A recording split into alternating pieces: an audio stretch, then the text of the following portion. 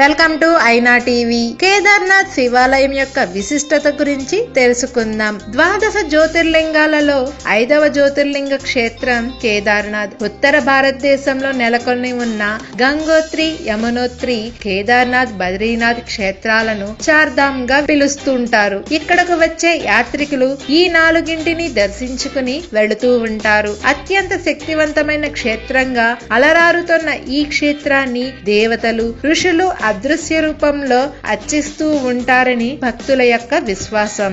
ఈ జ్యోతిర్లింగం సముద్ర మట్టానికి 12,000 కిలోమీటర్ల ఎత్తులో హిమాలయ శిఖరంపై కొలువుదీరి ఉంది. ఇక్కడ గర్భాలయంలో శివలింగం త్రికోణ ఆకారంలో కనిపిస్తూ ఉంటుంది. పాండవులతో ముడిపడిన ఓ కథ ఇక్కడ ప్రచారంలో ఉంది. ఆ కథ నిజమని చెప్పేందుకు పరిసర ప్రాంతాల్లో పాండవులకు సంబంధించిన అనేక ఆనవాళ్లు కనిపిస్తూ ఉంటాయి.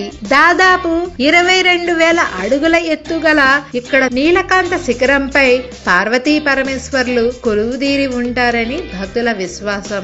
ఇక్కడి గౌరీకుండ్ మహావిశిష్టమైనదిగా చెబుతుంటారు. కేదార్నాథ్ కి గౌరీకుండ్ నుంచే బయలుదేరాలి. భీముడు నిర్మించినట్టుగా చెబుతోన్న ఈ దేవాలయంలో తరువాత కాలంలో శ్రీ ఆదిశంకరాచార్యులు యంత్ర స్థాపన చేశారు. కష్టతరమైన ప్రయాణ మార్గం కావడంతో పూర్తి ఆరోగ్యవంతులు మాత్రమే ఈ ప్రాంత దర్శనానికి వెళ్లాల్సి ఉంటుంది. కేదారేశ్వరుణ్ణి భక్తులు దర్శించి స్వయంగా అభిషేకించి శివలింగంపై భాగాన నెయ్యితో పూస్తూ ఆయనను స్పర్శించి పులకించిపోతారు. ఈ యాత్రలో తాము పడిన కష్టాలను మరిచిపోతారు. ఇక్కడ స్వామిని దర్శించినా స్పృశించినా మోక్షం లభిస్తుందని పురాణాలు చెబుతున్నాయి. ఇవండి కేదార్నాథ్ యొక్క విశిష్టతలు. ఈ న్యూస్ మీకు నచ్చితే లైక్ చేయండి, మరి నచ్చితే షేర్ చేయండి. మరిన్ని అప్డేట్స్ కోసం ఐనా టీవీకి సబ్స్క్రైబ్ చేయండి.